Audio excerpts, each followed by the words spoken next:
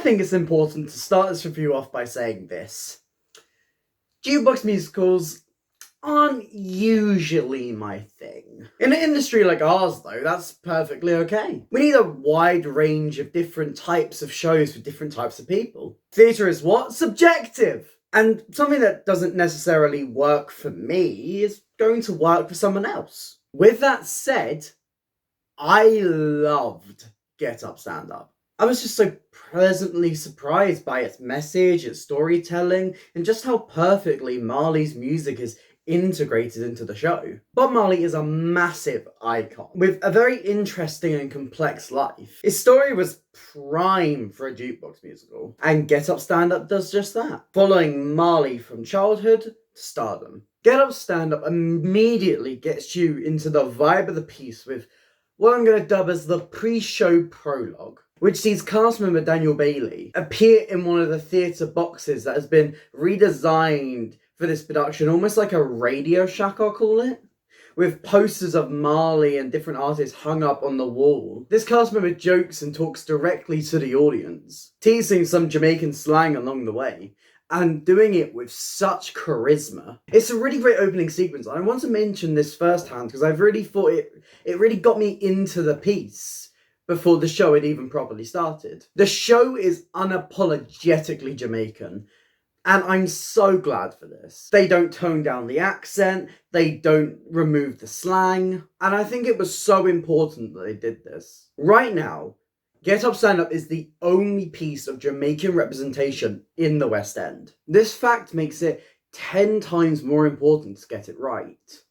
And Get Up Stand Up does. The book also represents a lot of what Bob Marley fought for, and they also reflect it to the fights of today. I think it's a great added touch. Marley's lyrics are such a clear indication of what he stood for. I mean, if you literally look at the lyrics of the title song, Get up, stand up for your rights. It's all there. The politics of the time are all there within the piece of theatre. They touch on police brutality, black rights, mistreatment. A lot of these issues are still issues that we sadly deal with today and have really come to the front of talking points with movements like Black Lives Matter.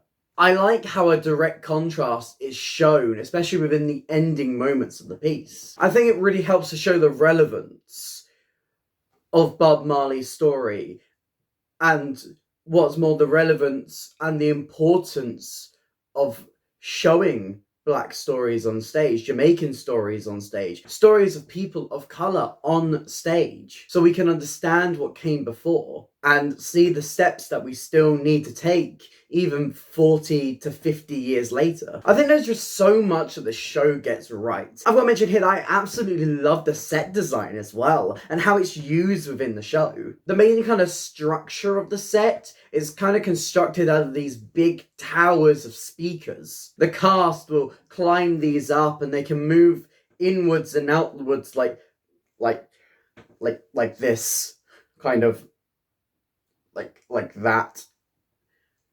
This is a very graceful way to put it. Professional reviewer here.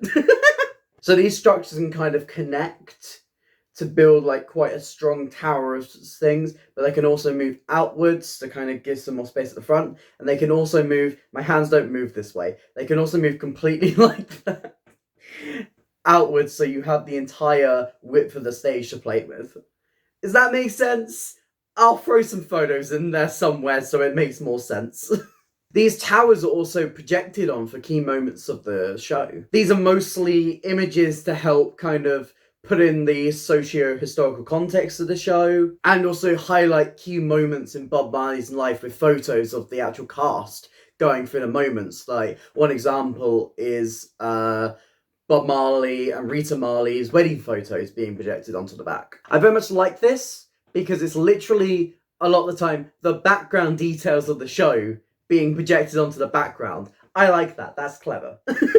It's quite a simple design when it's written on paper, but it's really beautiful and really effective when you watch it come to life on stage. Now, let's talk about what is arguably the most important part of any jukebox musical: the music. Marley's music is really well integrated. It never feels forced in there like certain other jukebox musicals. And every song that you could want and more is in here. No Woman, No Cry is exactly the type of showstopper you'd expect. Jamming is such a brilliant upbeat Act 1 finale. And Could You Be Loved kind of flashes back to Bob Marley's childhood. What's most impressive about the music is how they don't really compromise with it. They manage to make it work within a musical without sacrificing the original reggae styling to it. It's another great tick towards the representation and authenticity of this show. I must say the music is at its best and most effective when the band step up on stage and play alongside the performers. The music goes right through you. There's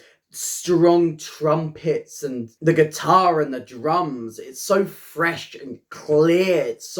These are the best sequences. These are the sequences that I really, really enjoyed. Now, let's finish off by talking about this cast. Before I start talking about the cast, though, I want to mention the interesting decision that the show makes to name the actors before the show starts. Michael Duke, who plays Bob Marley in this production, goes through each member of the cast, introduces you to them, tells you their name and who they're going to be playing for the rest of the show. It's an interesting move, very different, and I think it works to kind of highlight the talented cast before the show actually starts. And I think it helps to kind of double down on the fact that this is a tribute to Bob Marley and his music and the people in his life. Gabrielle Brooks as Rita Marley is just amazing. A fantastic performance from start to finish. Her journey with Bob, how she deals with his affair. You really feel for this character. Gabrielle's performance of No Woman, No Cry is a moment that I don't think I'll ever forget. Bob Marley's affair is also tackled with Shanae Holmes as Cindy Breakspear, who gives a fantastic rendition of Waiting in Vain. But the glue of this show is Michael Duke as Bob Marley, who is just unbelievably great. He's on stage for almost the entire show, and he manages to captivate the audience from his entrance to his exit. His voice is amazing. His performances are jamming, Get Up, Stand Up, Exodus, and so many more classic Marley songs just prove his talent, and they are great tributes to the original artist. He is such a great presence on stage, and I am just in awe of how he manages to portray this role. And also, from meeting the guy and interviewing him, he's just the nicest guy. Get Up, Stand Up is just a great night of theatre. The music is so well integrated and just as beautiful as it originally was. The story is well told and interesting. The cast are perfect tributes. I would not hesitate to give this show 5 stars. You can catch Get Up Stand Up at the Lyric Theatre in London until the 8th of January before it starts the UK tour. But have you seen the show? What did you think? Did you enjoy it? Let me know in the comments down below. Are you a fan of Bob Marley? Just tell me. Write a comment. Just write anything in there. Just send a love heart. Just say something. If you did enjoy this video, please consider hitting like and subscribe. It really helps me out and helps support the channel. But that's it for me today, and I'll hopefully see you next time. Bye.